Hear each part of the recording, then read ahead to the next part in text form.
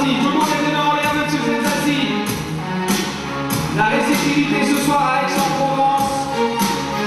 Mesdames et messieurs, voici votre ami belge, James Pino, le fils du commissaire.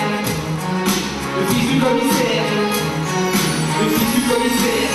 Médicament pour le montage, musique d'arrêt instrumentale, balance une boule, big bang, tu fais le strike. C'est James Pino High, tu kiffes le style. Opérationnel, opérationnel, international, à fond, voilà sur la nationale. Irrationnel, en convoi exceptionnel, du confessionnal professionnel. J'apporte la bonne nouvelle et mon principe parce que je suis dopé. Parce que ça fait 10 ans que j'écris des raps sans jamais stopper. Moi, je suis venu au rap par hasard à l'âge de 17 ans, donc j'ai 28 ans aujourd'hui. Et puis j'étais à l'école et j'ai découvert en fait le rap français. Bon, le rap vient évidemment des States, c'est à la base il est anglais, mais moi je l'ai découvert par le rap français. C'est seulement après que j'ai compris que le rap français était inspiré du rap anglais. J'étais même pas au courant, donc voilà.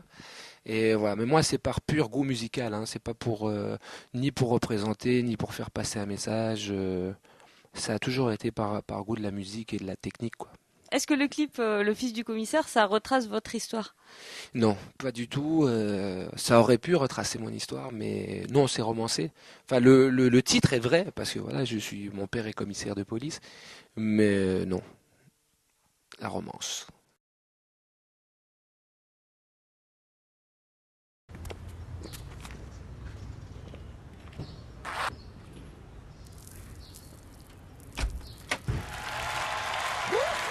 Assassin de la police! Ouais les gars, d'office, je suis trop d'accord. Enfin, sauf papa bien sûr. Fuck the police, sauf papa bien sûr. Fils du commissaire. Fuck the police, sauf papa bien sûr. Sauf papa bien sûr. Fils du commissaire. Fuck the police, sauf papa bien sûr. Fils du commissaire. J'ai vu l'échographie du fils du commissaire et sache que déjà tout comme son père il portait la moustache. Bébé son père mettait de la bière dans son biberon devant les polars bidons qui passent à la télévision. Dis donc c'est clair qu'il était fier. Sa mère était câline, elle était sa secrétaire à la brigade canine. Le père a dit mon fils aura le sens de la justice, il sera commissaire, oui monsieur, de police. Donc imagine la décision qui a éclaté, attention, tu se l'as dit, je rappelé comme des dictateurs. De toute façon, ce fut le drame, il fallait voir sa gueule quand il a passé le appliqué dans son portefeuille. Il a dit, oh les mains, petit bouge-toi par terre, il va passer qu'une pièce, aller en quête judiciaire, puis ça finissait souvent par une dizaine de coups dans le ventre, suivi de 24 heures de garde à vue dans sa petite chambre, et ça fait nique la police fort, de police, sauf papa bien sûr. Nique la police fort, de police, sauf papa bien sûr. Nique la police fort, de police, sauf papa bien sûr. Nique la police fort, de police, Tu es auteur, compositeur, interprète. Et de quoi parlent tes Et textes? comédien. Moi, je Tu t'ai disais dit, t'es pas là pour représenter. Mais... non, moi je suis pas là pour représenter. Bah, ça gêne d'ailleurs certains de mes compatriotes parce que il y a pas eu beaucoup de Belges dans le rap qui ont eu l'occasion d'aller en France et avoir une signature en maison de disque. Donc ils attendent de moi un peu que je les représente, mais je les ai jamais représentés, ils m'ont jamais représenté. Et je suis pas là pour porter leur vécu sur mes épaules. On a tous des vies différentes. Je suis pas là pour commencer à représenter la Belgique comme si il y en avait qu'une et que tout le monde est les mêmes. Mais bon. Voilà. Donc voilà. Pour ce qui est du message, en fait, on passe toujours des messages, vu que c'est de la chanson francophone, il faut quand même que ce soit des choses cohérentes, un minimum. Donc on passe toujours des messages sans s'en rendre compte, mais jamais les messages ne sont prémédités en fait. Jamais je me suis dit, voilà, je vais faire passer tel message, je vais dire ça, je veux que ce soit ça qui passe. C'est dommage parce que je pourrais le faire en plus. En l'occurrence, maintenant j'ai l'occasion d'avoir des caméras ou des micros et j'ai l'occasion d'avoir la parole. Donc c'est vrai que je pourrais réfléchir un peu plus à me dire, voilà, qu'est-ce qui me tient à cœur, qu'est-ce que j'aurais envie de dire, qu'est-ce qui est intéressant à dire, et voilà. Mais j'y ai jamais réfléchi. Donc pour l'instant, sur le premier album, c'est plus des chansons qui parlent de ma propre vie, Descriptive un peu. de mon vécu. Voilà, par exemple, Le fils du commissaire. Alors j'en fais une espèce de petit film, ou alors ma vie de célibataire qui parle un peu de l'état de mon appartement, du laisser aller général, ou alors de l'alcool parce qu'on a fait beaucoup de soirées alcoolisées. On a beaucoup d'amis qui tiennent pas l'alcool et qui sont agressifs, qui sont chiants. Donc j'ai fait une petite chanson pour ça. Et puis voilà, donc il y a une autre chanson qui s'appelle Rissos Rien qui parle un peu des années que peuvent rencontrer les jeunes qui n'ont pas de boulot, qui sortent de l'école et qui sont un peu en galère et qui n'ont pas d'argent, qui n'ont rien. Bon, voilà, donc ça parle un peu de ma vie personnelle, quoi. Et qu'est-ce que vous pensez du rap de Skidid En fait, il y a plusieurs types de rap. Il y a le rap conscient, donc un peu comme IAM ou même NTM, donc plus des revendications sociales et tout, un peu plus du rap intelligent, on va dire, qui sert à quelque chose quelque part. Ou alors tu as plus le rap comme Booba, Rof, qui est en fait ce qu'on appelle du rap game.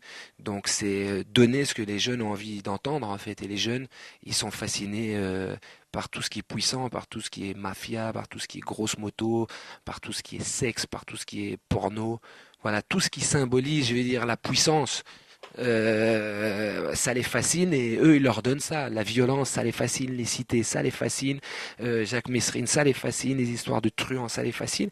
Comme moi, ça me fascine. Ça fait pas de moi un truand, mais c'est vrai que voilà, quand on est jeune, c'est ce genre de rap là qu'on aime, quoi. Mais ceux qui sont en dehors du rap ne comprennent pas ça et ils prennent ça pour de la réalité en fait. Et ils se disent ah non, c'est négatif. Et c'est vrai que c'est négatif, mais ça reste de la musique. Donc voilà, alors il faut aussi critiquer le cinéma de gangster qui plaît beaucoup, qui marche beaucoup, les films d'horreur. Alors on interdit tout, on enlève tout. Voilà, il faut se rendre compte que c'est de l'artistique et que voilà, c'est de la séduction en fait. À part que eux, le public qui vise, bah, ils savent ce qui les séduit. Ce qui les séduit, c'est la violence et le sexe. Et voilà. Malheureusement, ou voilà, ou heureusement. Est-ce qu'on peut pas aussi les emmener plus loin ou vers autre chose ou, tu disais, parce que l'art, il doit servir à quelque chose. Donc, Je suis pas persuadé que l'art doit servir à quelque chose. Moi, j'ai l'impression que voilà, les gens sont responsables d'eux-mêmes et que même dans les quartiers les plus difficiles, certains s'en sortent très bien et d'autres s'en sortent pas. C'est comme ça. Je vais dire, voilà, après, voilà, comme on disait, l'art, c'est de l'art. Si tu arrives à passer un message sans t'en rendre compte, c'est tant mieux. Mais voilà. Moi, j'ai pas l'impression que les rappeurs soient responsables de l'éducation des jeunes. C'est pas à eux de faire ça. Eux, c'est des jeunes eux-mêmes. C'est un style musical d'adolescent. On commence ça quand on est adolescent. Donc, on est dans un mode, déjà, je vais pas dire bête, mais la bêtise de la jeunesse, comme on l'a tous connu. J'ai pas l'impression que les rappeurs soient responsables de quoi que ce soit. Maintenant, ce qui est dommage, c'est que c'est vrai que la violence qui transporte, elle se retranscrit dans le quotidien. Ça, c'est dangereux. J'arrive en direction du pont avec un somme rouge. Je lui dis, tu sais ce qui est bon, toi. Je lui dis, bouge, je lui dis, cool. Vas-y, lance-toi, ne casse pas les couilles. Pourquoi tu penses? Je lui dis, allez, comme ça. Et je lui dis, casse pas tes jours. Sinon, en fait, je compte, t'es pas parti. J'appelle mon gueule, il est coxeur. À péter ta gueule. Je lui dis, espèce de gueule, parce que c'est pas qui je suis, moi. Le gars qui n'a pas que ça à foutre que tu pourrais les fous. Oh, tu te calmes pour une conne. J'ai validé ta mère, toi. Pardon. Le nez fracassé en deux, sans qu'il coule. C'est parti en couille. Pour du coup, le type s'est excusé et tout. Il m'a dit, qu'est-ce que tu bois? C'est pour moi. Une bière, une chose qui arrête plus loin. Je suis picotage. J'ai dit les trois, qu'est-ce que tu crois? C'est pas que je suis le roi. Pourquoi tu me respectes le doigt de surcroît? explique-nous comment vous composez, comment vous créez ensemble la musique, ou qui fait les paroles, En fait, c'est pas moi qui ai réalisé l'album. J'ai fait un morceau dessus parce que bon, je fais la composition depuis pas très longtemps. Le gars qui a composé la majorité des morceaux, c'est Orfeo et Dino, qui a fait aussi 4-5 morceaux sur son propre album. Et bon, quand moi si j'ai fait composer un morceau, après le gars qui a réalisé tout l'album, il leur fait le morceau, mais à sa manière, quoi, pour que l'album ait une seule couleur, quoi. Donc voilà, mais il se peut que pour le deuxième album, comme on a partagé en fait toutes les scènes, on a fait 80 dates cette année, donc on vit ça en fait beaucoup plus ensemble que moi avec mon beatmaker de base, qui est un bonhomme avec qui je bosse depuis 10 ans, donc ça nous tenait à cœur de faire le premier album ensemble, mais il se peut que sur le deuxième, on bosse beaucoup plus ensemble, vu qu'on sait ce que les gens ont besoin, on a l'expérience de la scène, et qu'on sait que voilà, tout se passe là en fait. Parce que quand tu sors l'album, je veux dire, voilà, le principal, le 90% du boulot d'un artiste, c'est faire de la scène. Donc il faut qu'on y pense avant de créer, il faut qu'on pense scène, quoi. C'est le feu, check, James Laurent dans le jeu. En hiver, quand ça va danser, mais ça, c'est faux. C'est faux, la vérité, je la sais, c'est que les vents, ça va danser. Le seul vent qui sait danser, c'est Michael Jackson. Les blancs ne savent pas danser, je suis pas raciste, les poètes sont faits. Quand ils bougent sur la piste, ils sont coincés. Hors des mots, les rêves sont comme des robots, mais j'insiste que ça, les enfants, c'est pratique. Plastique pour faire des poussières sur la piste, pour que le ménage, c'est le feu. Check, James Laurent dans le jeu. Au bas, c'est la danse du ventre. J'ai passé du Maghreb en Algérie, dans cette moment dans les bistrots à Paris. Comme une petite sœur de l'histoire, comme une connerie, avec une connerie, des fourris, pour des corps et de l'oubli. Il y a des mensonges, choses pensées, des jeunes filles, quand ça va tous danser. On dit que quand ça va danser, mais ça, c'est faux. C'est faux, la vérité est glacée. C'est que quand ça va danser, le second qui fait danser, c'est Michael Jackson. Comment vous réinterprétez vos chansons sur scène? Parce que y a quoi comme liberté sur scène? Au niveau même de la musique ou des voix, je vous entendais en balance tout à l'heure. Vous composez en même temps sur scène? Vous avez des idées au fur et à mesure? En fait, il y a toutes les libertés impossibles et inimaginables. Bon, maintenant, il faut jouer les morceaux quand même, mais après, souvent, nous, on change des refrains, puis on rajoute un petit morceau à gauche, on rajoute des clins d'œil de Michael Jackson, de choses comme ça, voilà, pour un peu, Faire participer le public, entre autres aussi. Parce que... voilà. Et puis, justement, j'aimerais, moi, rajouter des reprises de Renaud, des reprises de Brassens, de Brel, et faire toutes des petits clins d'œil comme ça tout au long du spectacle, de choses qui m'ont plu à moi. Et voilà, donc toutes les libertés sont possibles. Faut lever les bras, tout le monde ensemble. Faut lever les bras, faut lever les bras. Et on le voit. 2, 3. Assassin de la police. La police. Assassin de la police.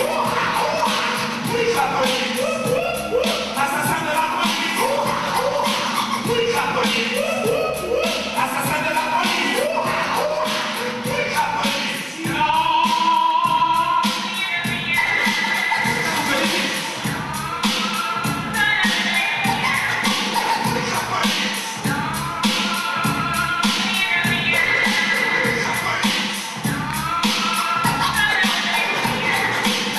Ok, tu coupe ça, coupe ça.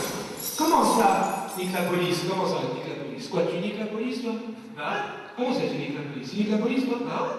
Comment vous définissez la chanson française? Ben, la chanson française, en fait, c'est de la chanson qui est française, c'est de la chanson qui est francophone. Voilà.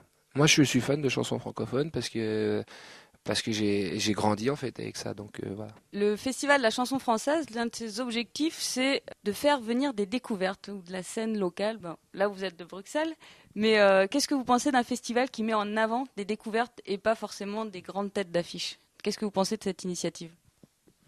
Ben, moi, je trouve ça sympa comme ça. Les gens peuvent un peu découvrir. Maintenant, c'est à voir comment ils voient leur définition du business aussi. Je suppose qu'ils ont fait un peu des deux.